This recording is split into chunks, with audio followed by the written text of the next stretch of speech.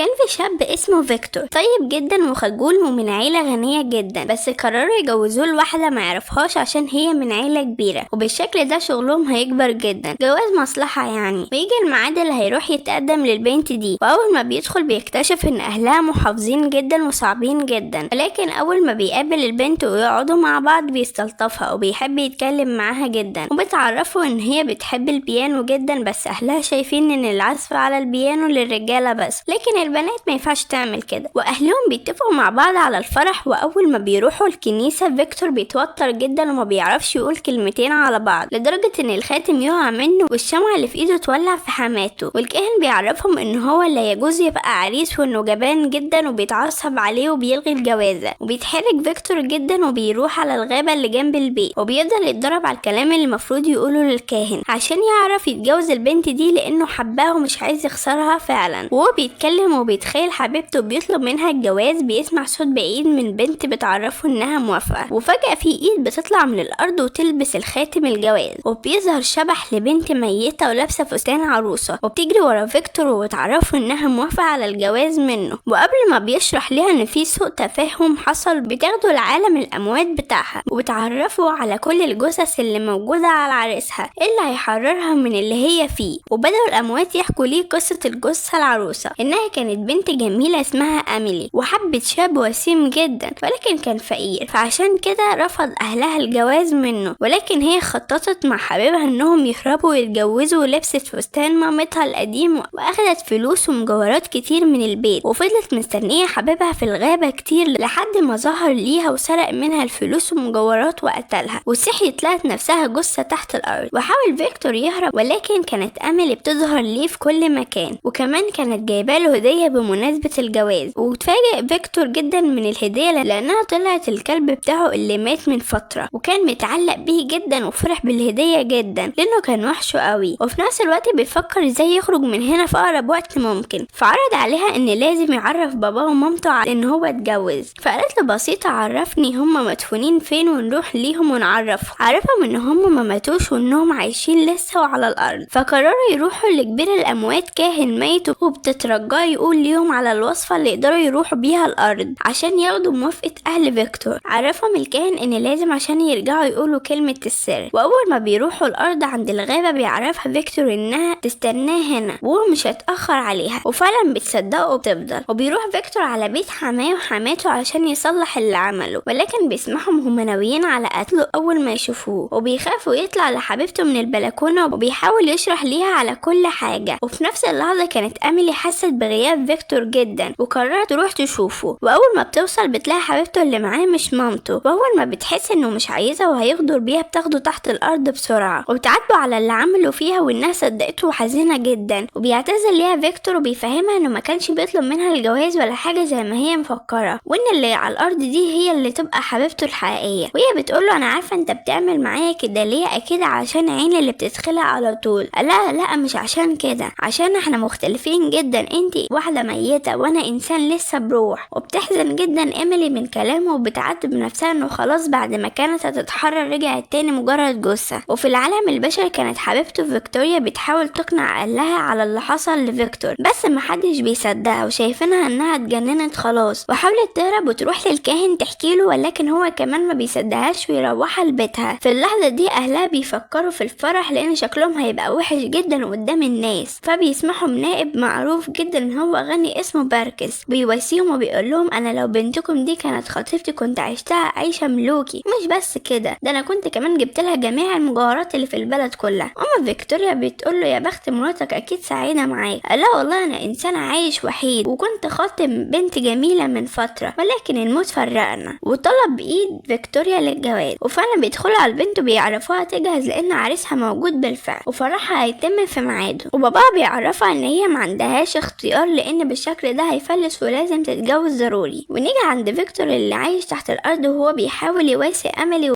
وبيعتذر على كذبه ليها. بيقضوا وقت مع بعض جميل جدا وهما بيعزفوا على البيانو، وفي نفس اللحظة كان جميع الاموات بيستعدوا للاحتفال بمناسبة ان في شخص جديد مات، ويتصدم فيكتور لما يلاقيه هو نفس السواق بتاع باباه ومامته، وبيفرح بوجوده جدا. والسواق بيعرفه ان فيكتوريا حبيبتها تتجوز النهارده، وفيكتور قاعد حزين وبيفكر في حبيبته فيكتوريا باسم اميلي والكان وهو وهو بيعرفها ان في خبر مش حلو ليها، وهو ان لازم نقتل فيكتور عشان تقدر هي تتحرر، وان فيكتور لازم يضحي بحياته عشانك. واول حاجة يعملها ان لازم طقوس الفرح تحصل في ارض البشر في كنيسة هناك، ويشرب من كاس الفرح وده هيوقف قلبه بسرعة بالشكل ده تتحرر للابد. ولكن امل ترفض جدا، بس بيدخل عليهم فيكتور وبيعرفها انه موافق، وبيعرفوا الكاهن لو عمل كده مش هيطلع للعالم البشري تاني ابدا وهيفضل هنا مع الاموات مدى الحياة. ولكن مهمهوش ووافق على جوازه من اميلي. نيجي عند الارض وهم في الكنيسة هما بيحتفلوا بجوازة فيكتوريا وباركس. بيدخل عليهم جميع الاموات وبيخافوا جدا في الاول، ولكن كل الاموات بيروحوا لحبايبهم من تاني اللي تقابل جوزها الميت من 15 سنة، واللي بيقابل حبيبته اللي مات، لحد ما باركس بيطلب من فيكتوريا فلوسها ويهربوا من هنا دلوقتي حالا. ولكن فيكتوريا بتصدمه وبتعرفه ان باباها مفلس ومجوزني ليك علشان معاك فلوس، وبيتصدم باركس جدا، وفيكتوريا بتسيبه وتمشي. واول ما بتمشي بتلاقي احتفال في الكنيسة وتتفاجئ ان فيكتور حبيبها بيتجوز من الجثة العروسة فعلا. لا وبيعملوا جميع طقوس صحي كمان، ولسه هيشرب الكاس اللي فيه السم. رفضت ايميلي وعرفته انها كانت عروسة زمان وحياتها انتهت، وانا دلوقتي بنهي حياة شخص، وبتعترف له بحبها وبتعرفه ان عروسته موجودة. ولكن بيدخل عليهم باركس وبيعرفوا ان فيكتوريا تبقى مراته، ولكن بتتصدم اميلي اول ما بتشوفه، ونعرف ان هو نفس الشخص اللي قتلها وسرقها من سنين، وبيحاول يهرب بفيكتوريا، ولكن فيكتور بيحاول ينقذها، وكان باركس هيقتله ولكن بتنقذه ايميلي على اخر لحظة، وبتهدده انه يخرج بره ويستفزه لحد ما قال لها تمام هخرج، بس على الاقل نشرب كاس مع بعض. وجميع الاموات كانوا عاوزين يقتلوه، ولكن ده بيخلف قوانينهم عشان هم في ارض الاحياء ما ينفعش يأذوا حد فيها. لكن اول ما باركس شرب الكاس اتسمم على طول، لانه كان نفس الكاس اللي فيكتور كان ناوي يشربه اللي فيه سم. ففي الوقت ده قدرت جميع الاموات تهجم عليه وينتقموا منه، واميلي بتشكر فيكتور جدا وهو بيعتذر ليها انه محررهاش زي ما هي عايزه، ولكن قالت له بالعكس انت وفيت وعدك معايا، واللي انت عملته معايا وموت باركس حررني بالفعل. وفعلا بيشوفوها وهي روحها بتتحرر للسما وحقها رجع اخيرا. وبينتهي فيلمنا على كده. لو عجبكم الفيلم ما تنسوش لايك وسبسكرايب يا اصحاب عشان يوصلكوا كل جديد.